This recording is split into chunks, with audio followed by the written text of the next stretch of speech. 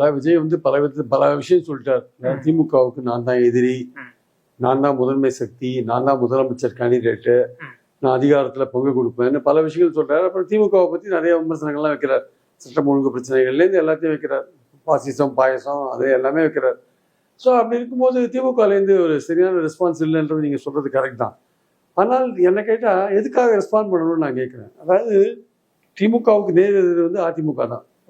அதிமுக தான் வந்து இவர் இன்னும் விஜயோடைய செல்வாக்கு என்னன்னு நமக்கு தெரியாது. அவருக்கு ஒரு பெரிய ரசிகர் பட்டாளம் இருக்குன்றது உண்மைதான். அவங்க எல்லாருமே ஓட்டு போடுவாங்களா, எத்தனை % ஓட்டு வாங்குவார், எவ்வளோ சீட்டு வாங்குவார் ஒன்றும் தெரியாது.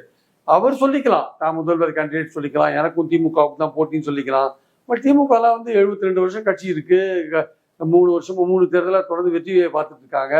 அவங்க வந்து எதுக்கு ஒரு டெஸ்ட் ஓட் பேங்க்ல ஸ்ட்ரென்த் தெரியாத ஒரு கட்சியோட செல்வாக்கு மிக்க நடிகராக இருந்தால் கூட அவர் கூட எதுக்கு அவங்க வந்து ஒரு ரன்னிங் பேட்டரில் போனோம். ஆக்சுவலாக ரன்னிங் பேட்டரில்